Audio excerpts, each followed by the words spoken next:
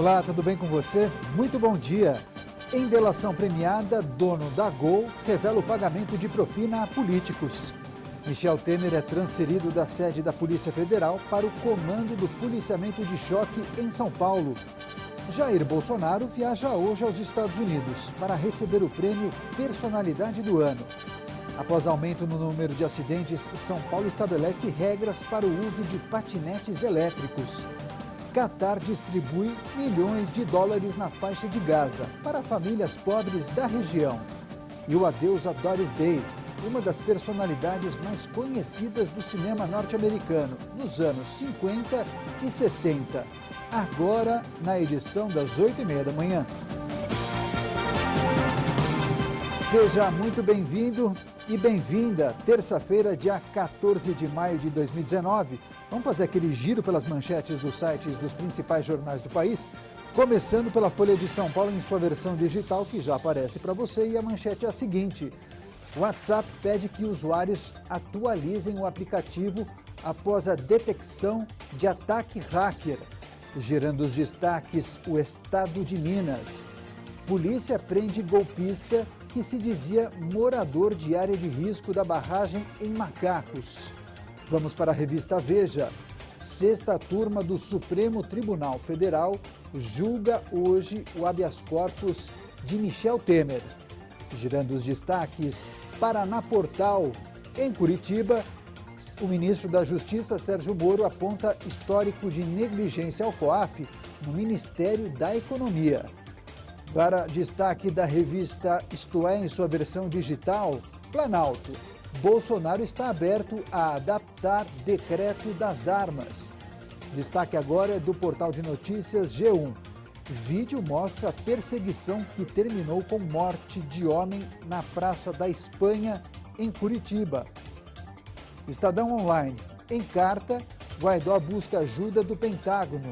Maduro reage e diz que pedido é uma aberração. Guaidó critica a presença de militares cubanos na Venezuela. Agora, portal R7, Estados Unidos, presidente Jimmy Carter sofre acidente e passa por cirurgia. E o empresário Henrique Constantino, um dos donos da companhia aérea Gol, assinou um acordo de delação premiada com o Ministério Público Federal, confessando o pagamento de propina a políticos. Entre eles, o ex-presidente Michel Temer. Henrique Constantino admitiu a participação em crimes em troca da liberação de recursos da Caixa Econômica Federal. A delação do empresário foi dividida em 11 anexos, cada um deles com um depoimento especificando os crimes, a maneira como foi paga a propina e supostas provas. Segundo a ação, Constantino pagou 7 milhões de reais a políticos do MDB para obter a liberação de 300 milhões do Fundo de Investimento do Fundo de Garantia, administrado pelo Banco Público. Além disso, ele também conseguiu crédito bancário de 50 milhões. Entre os nomes citados na delação estão os ex-presidentes da Câmara Eduardo Cunha e Henrique Eduardo Alves, além do ex-ministro Gedel Vieira Lima e o ex-presidente Michel Temer. Os pagamentos aos parlamentares teriam sido feitos por contratos fictícios de prestação de serviços a empresas de Lúcio Funaro, operador do partido. Além disso, o acordo teria incluído repasses à campanha de Gabriel Chaleta, que concorreu à Prefeitura de São Paulo pelo PMDB em 2012. Henrique Constantino responde no caso pelo crime de corrupção ativa, acusado de corromper agentes públicos. Constantino se comprometeu a devolver à Caixa 10 vezes o valor pago em propina, ou seja, o equivalente a 70 milhões de reais.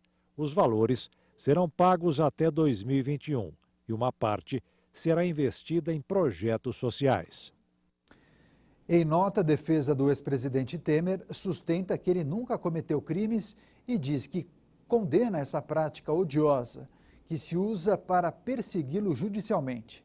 A defesa de Eduardo Cunha afirmou que as suspeitas serão contestadas durante o processo.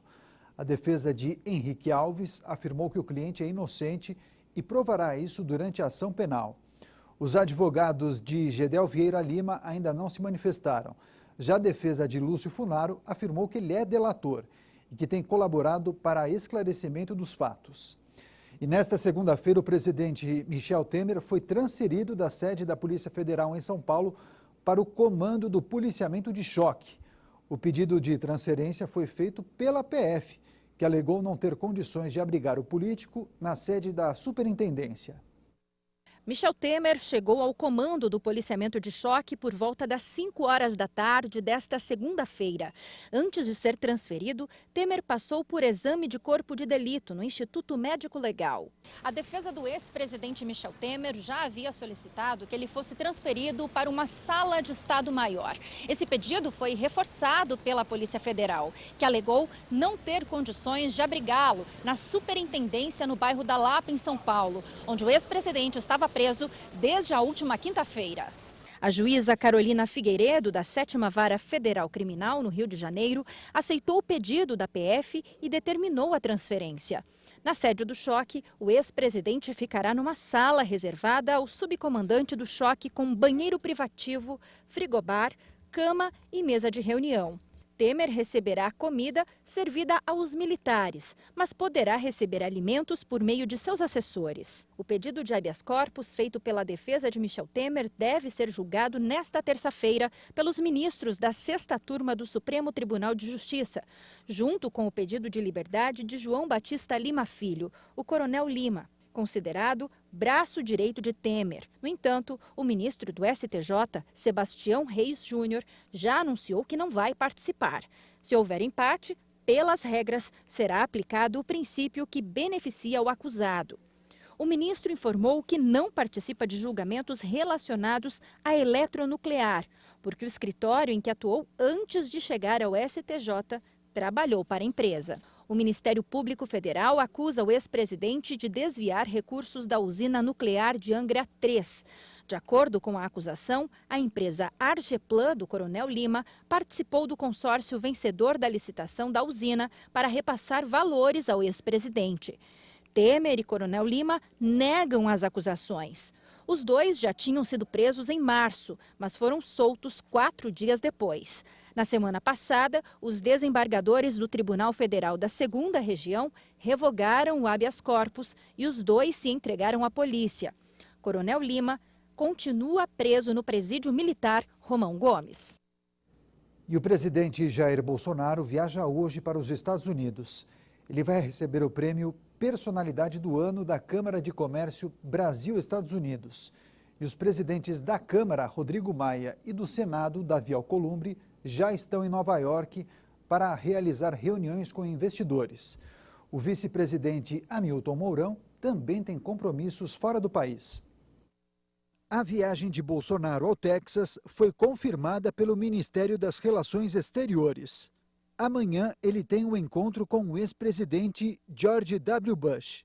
E na quinta-feira, o presidente brasileiro vai receber o prêmio Personalidade do Ano da Câmara de Comércio Brasil-Estados Unidos.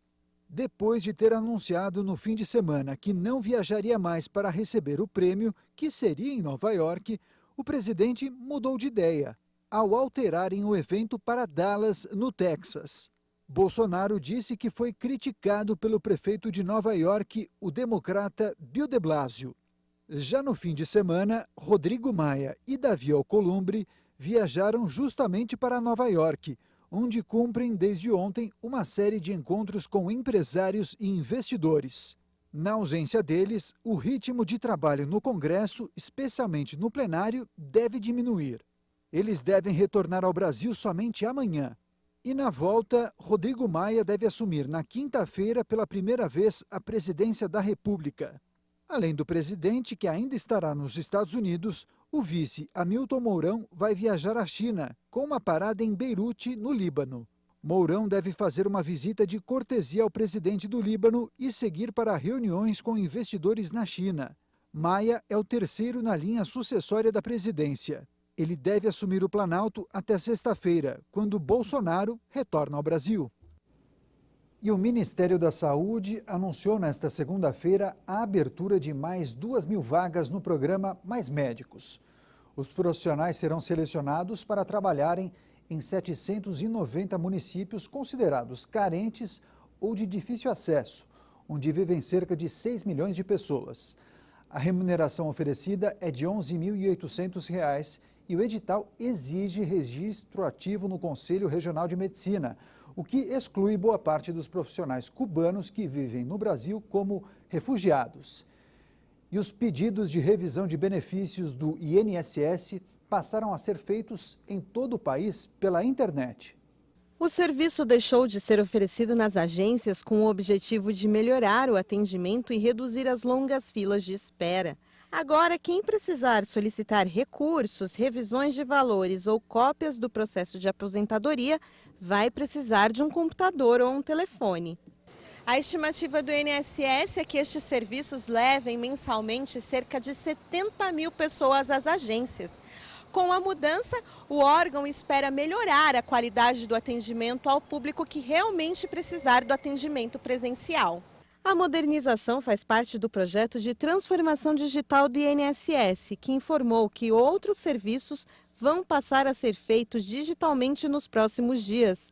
Os usuários que desejarem fazer as solicitações pela internet devem acessar o site Meu INSS e clicar na opção Agendamentos/Requerimentos e selecionar o serviço que desejar. Destaques internacionais: a China vai aumentar as tarifas sobre o montante de 60 bilhões de dólares anuais em produtos importados dos Estados Unidos, em represália às medidas adotadas por Donald Trump. A escalada na guerra tarifária entre Estados Unidos e a China aumentou a aversão ao risco e derrubou as bolsas pelo mundo inteiro. Nos Estados Unidos, os principais índices de ações caíram com força.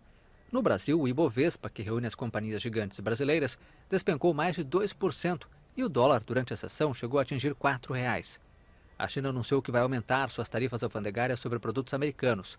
Segundo o escritório da Comissão de Tarifas do governo chinês, o aumento de até 25% deve incidir sobre produtos já tributados e a medida deve começar a valer a partir de 1º de junho. A ação foi tomada em resposta às tarifas americanas aplicadas a produtos chineses. O porta-voz do Ministério dos Negócios Estrangeiros da China, Geng Shuang, disse que seu país não se renderá a pressões externas. Pequim reforçou que está determinado a salvaguardar seus direitos e interesses legítimos. O presidente americano Donald Trump aprovou na última sexta-feira o aumento como medida punitiva de 10% a 25% as tarifas sobre produtos chineses, que representam um total de 200 bilhões de dólares. Trump havia aconselhado a China que não fizesse retaliações às tarifas impostas pelos Estados Unidos. E o líder indígena brasileiro Raoni começou uma viagem de 3 semanas pela Europa para chamar a atenção sobre o desmatamento na Amazônia. Raoni se encontrou nesta segunda-feira com o ministro francês do Meio Ambiente, François de Rugy. O líder indígena brasileiro vai passar 3 semanas na Europa para alertar sobre o desmatamento na Amazônia. Raoni, que tem o apoio internacional de personalidades como o cantor Sting, viaja acompanhado por outros 3 líderes indígenas. Pertencente à tribo Kayapó, ele vai tentar arrecadar 1 milhão de euros para a proteção na reserva Xingu, que abriga várias etnias indígenas. A ideia principal é se contrapor aos setores de mineração e da agricultura, que encontraram um aliado no presidente Jair Bolsonaro, que manifesta apoio à exploração em áreas protegidas. Os fundos arrecadados vão ser usados para substituir os sinais nos limites da reserva, para comprar drones e equipamentos técnicos para monitorar e proteger a região contra incêndios. Algumas comunidades no Xingu também precisam de recursos para saúde e educação. Agora, 8h48, depois do intervalo, você vai ver. Catar distribui milhões de dólares na faixa de Gaza para famílias pobres da região. E você vai ver também o Adeus a Doris Day, uma das personalidades mais conhecidas do cinema americano nos anos 50 e 60. Nós voltamos em instantes. Até já!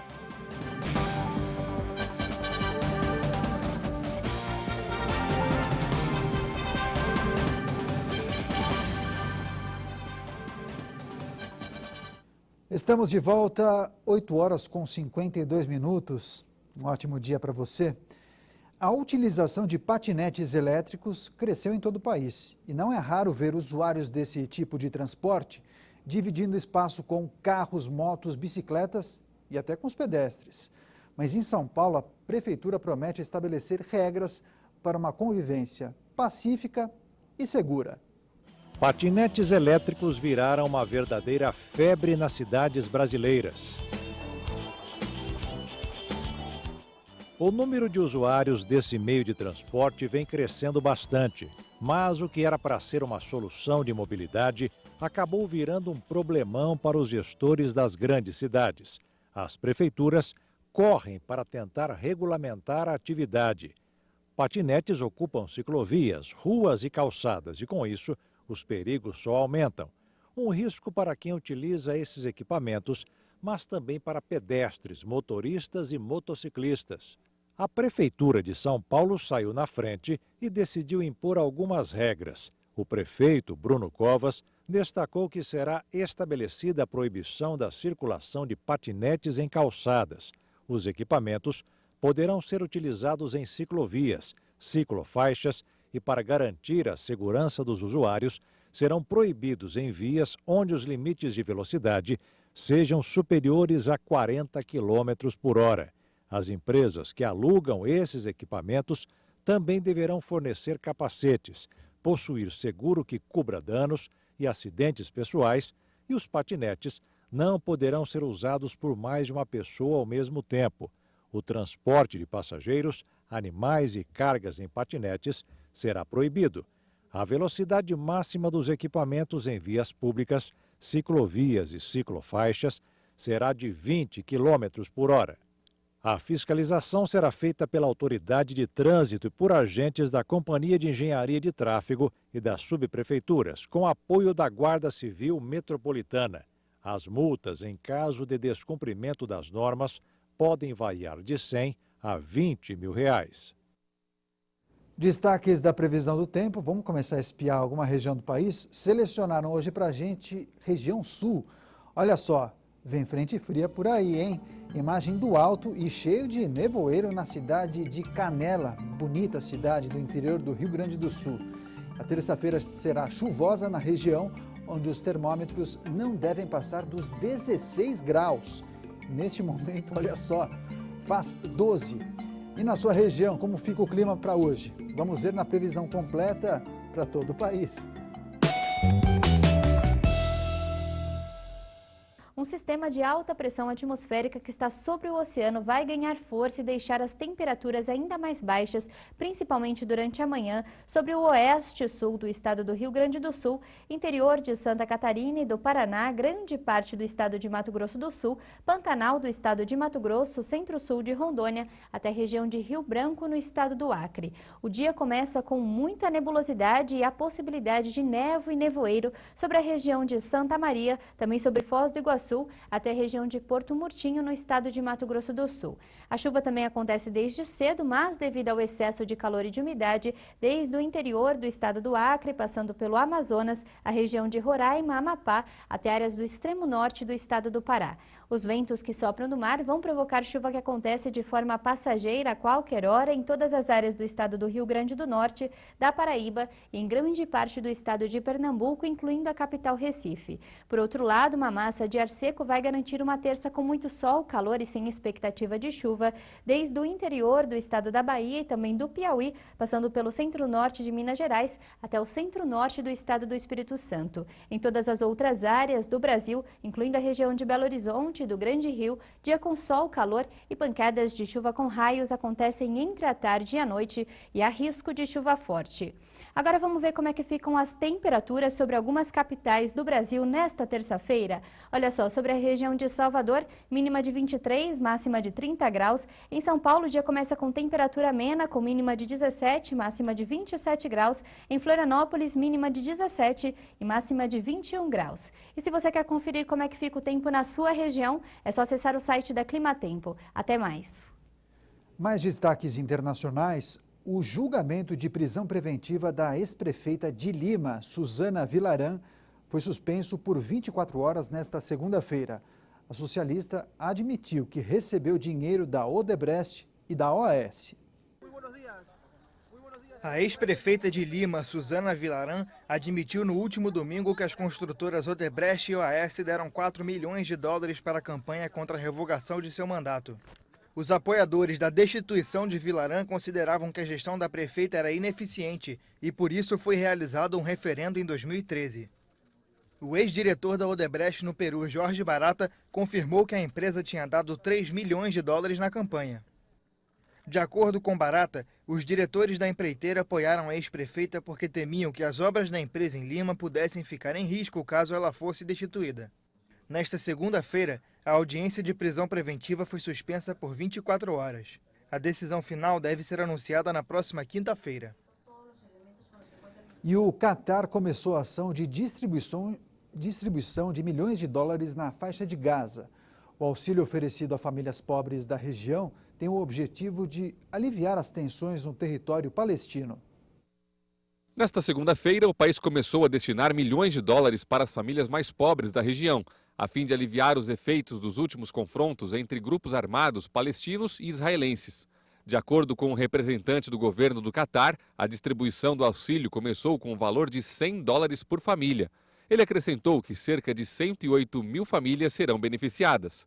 Centenas de moradores de Gaza formaram filas nas agências dos Correios da cidade, onde receberam a quantia. A ajuda vem uma semana depois de um novo confronto entre militantes palestinos e israelenses. O choque resultou na morte de 25 pessoas da Palestina, 9 deles identificados como combatentes e 4 civis israelenses. E morreu aos 97 anos a atriz e cantora americana Doris Day. Ela foi vítima de uma grave pneumonia. Doris Day era uma das maiores personalidades do cinema americano nos anos 50 e 60. Em 20 anos, a atriz atuou em quase 40 filmes, um sucesso de bilheterias da época. Doris começou a carreira na música em 1945, como vocalista de uma banda americana.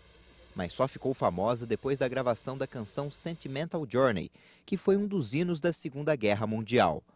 Logo depois do lançamento, ela se tornou a cantora mais bem paga do mundo na época. No cinema, Doris estreou com O Romance em Alto Mar, em 1948. Depois atuou em várias comédias.